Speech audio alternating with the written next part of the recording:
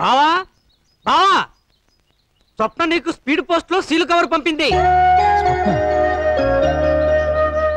ఇది చదువు చదువు.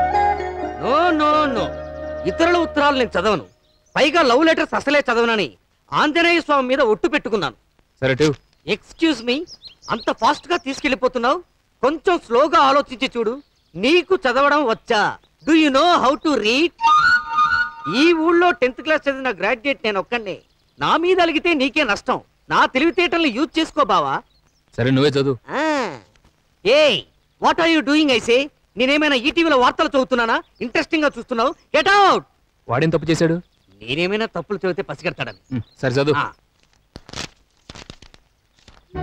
నాకు ఇష్టం లేకుండా మా ఇంట్లో వాళ్ళు నా పెళ్లి నిర్ణయించారు. వచ్చే 18వ తేదీన పెళ్లి. పెళ్లి కొడుకు మీ ఊరు లింగరాజు సింగరాజు కొడుకు. ఈ పెళ్లి అప్పుడు నా వల్ల కాలేదు. అది మీ వల్లే సాధ్యం అవుతుంది. 18వ తారీఖున నా మెళ్ళలో వేదమంత్రాలతో మీరు కట్టిన పసుపుతాడు ఉంటుంది. లేకపోతే నేను వేసుకుని ఉరితాడు బిగుసుకుంటుంది. నిర్ణయం నీ చేతుల్లోనే ఉంది. ఏంటి బావా, అవతల కొంపలంటుకుంటుంటే నిమ్మకు నీరెత్తినట్టున్నావు? కంగారు పడిపోతా ఎందుకు నోకరాజు?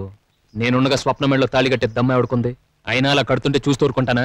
వాళ్ళు అనుకున్నట్టే వచ్చే 18వ తేదీ పెళ్లి జరుగుతుంది. కానీ పెళ్లి కొడుకు వాడు కాదు, నేను. స్వప్నం ధైర్యంగా ఉండమని ఉత్తరం రాసే. ఇదిగో రాసేటప్పుడు 4 ఇంగ్లీష్ ముక్కలు కూడా దంచాయి. చెప్పాలా? చించే పెద్దయ్య గారు పిలుస్తున్నారు. నాన్నగారా? అవునన్నా, మిమ్మల్ని అర్జెంట్ గా తీసుకురమ్మన్నా. నన్నా? అవును. ఏంటి, పెద్ద ఆయన రమ్మన్నారా? ఇంకా చూస్తా పెట్టి బావా, పరిగెత్తు పరిగెత్తు బావా.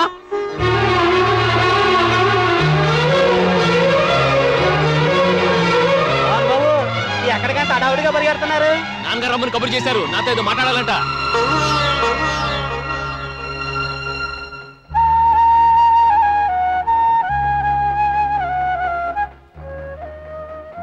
ఏమండి, భాను వచ్చాడు. రామదాసు, మీరెళ్ళి అబ్బియ బస్తా లారీలో లోడ్ చేయండి. అలాగేనయ్యా. గోవిందు, మీరంతా రండి. రమ్మన్నారంట. ఇంతకు ముందే వియ్యపురాలు వెంకుడు గారు వచ్చారు. మీ భాను ప్రసాద్కి చదువు లేదు, ఉద్యోగం లేదు, కనీసం ఓ వ్యాపారం కూడా లేదు. పోనీ ఇవన్నీ సరిపెట్టుకున్నా పోయినసారి ఓ అమ్మాయిని ఇష్టపడి పెళ్లి చేసుకుంటానని పట్టుబట్టి తీరా ముహూర్తం రేపనగా పెళ్లి వద్దని మొరాయించిన వాడు రేపు మా అమ్మాయిని కూడా వద్దని చెప్పడని ఏమిటి గ్యారెంటీ? మేం ఖాయం చేసిన పెళ్లి కొడుకు చదువుకున్నవాడు, మా స్వప్నకి అన్ని విధాలా తగినవాడు. మా అమ్మాయి గురించి మాకు బెంగలేదు, దాన్ని మేము అదుపులో ఉంచుకోగలం. మా భయం అంతా మీ అబ్బాయి భానుప్రసాద్ గురించి. ముహూర్త సమయానికి పందిట్లో 10 మంది ముందు అల్లరి చేసి వీట్ల మీద పెళ్లి చెడగొట్టాడంటే మా పరువు ప్రతిష్టలేం కావాలి?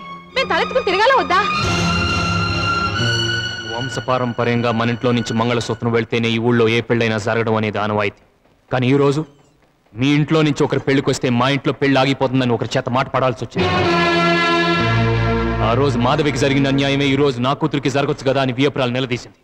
ఆవిడ అడిగిన దాంట్లో న్యాయం ఉందిగా. ఈయన గారి బుద్ధి ఎప్పుడు ఎలా మారుతుందో ఎవరికి తెలుసు. తండ్రిగా నా మాటకి ఎప్పుడూ విలువ ఇవ్వలేదు. నేను కొడుకే కదా అని అది చేయి ఇది చేయని చెప్పను లేదు. కానీ ఇప్పుడు ఒక మాట అమ్మని అడుగుతున్నాను, కనీసం అదైనా చేస్తారో లేదో చెప్పమను. ఏం చేయమంటారో చెప్పండి. ఈయన గారి వల్ల ఏ అడ్డంకి రాదు.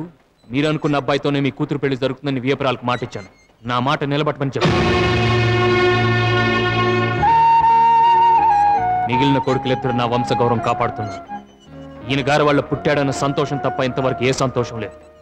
ఇదే వారికి చివరి అవకాశం. నా గౌరవం కాపాడేవాడే నా కొడుకు. నా కొడుకుగా ఉండాలనుకుంటున్నారో లేదో నిర్ణయించుకో.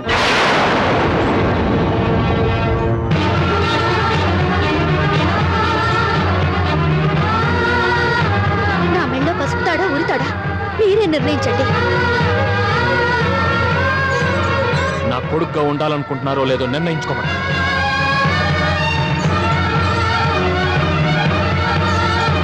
నా మెళ్ళో పసుపుతాడా ఉరితాడా?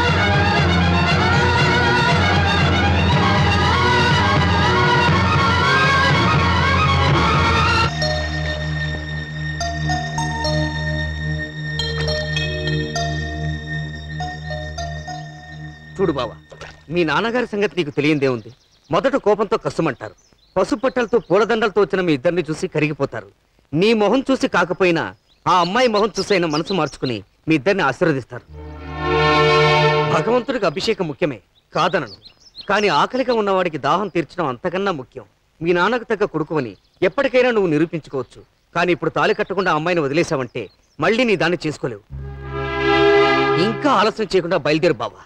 ఏం జరిగినా సరే అటో ఇటో తెలుసుకో.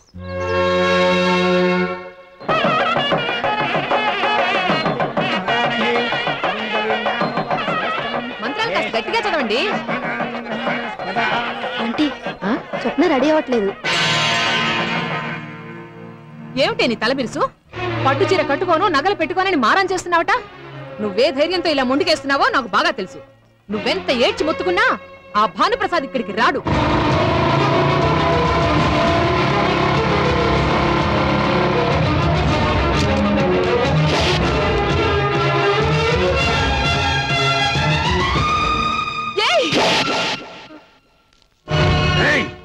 అది కాళ్ళు చేతులు ఎరగొట్టండి రా.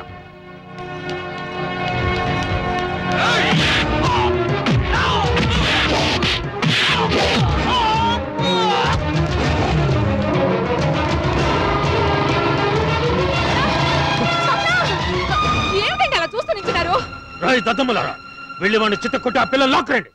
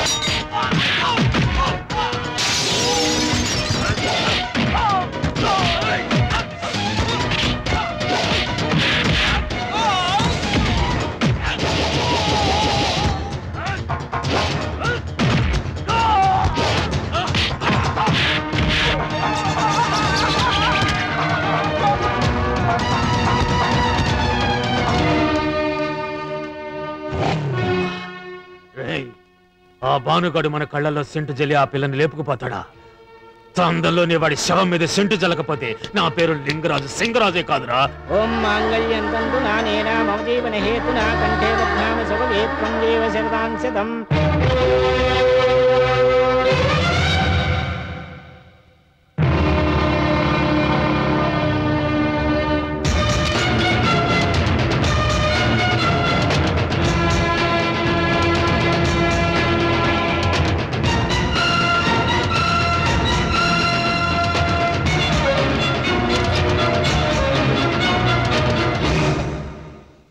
అక్షంతలతో ఆశీర్వదించి పసుపుతో పచ్చగా ఉండాల్సిన మీ చేతులు ఎత్తురుతో తడిసిపోకూడదు.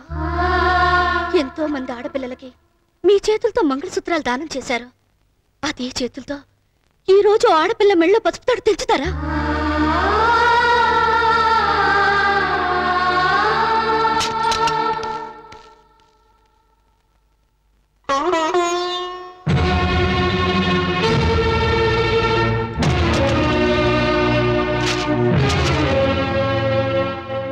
తీసుకెళ్ళు. ఈ రోజు నుంచి ఇంటికి వాడికి ఎటువంటి సంబంధం లేదు. ఇక మీద వాడిని ఎవరి కన్నెత్తు చూడకూడదు, పన్నెత్తు మాట్లాడకూడదు. ఆ మాట ఎవరు జవదాటినా ఇంట్లో అడుగు పెట్టడానికి వీలేదు. కన్న తండ్రి మాట లెక్క చేయని వాడు ఒక పనికిమాలినాడు. వాడు నమ్మి తాళి కట్టించుకున్న ఆ పిల్ల ఒక పనికిమాలి. ఇద్దరు కలిసి ఏమో వస్తారో నేను చూస్తాను. వెళ్ళండి, ఎక్కడికైనా వెళ్ళి దిక్కుమాలను బతు బతకండి. వెళ్ళండి.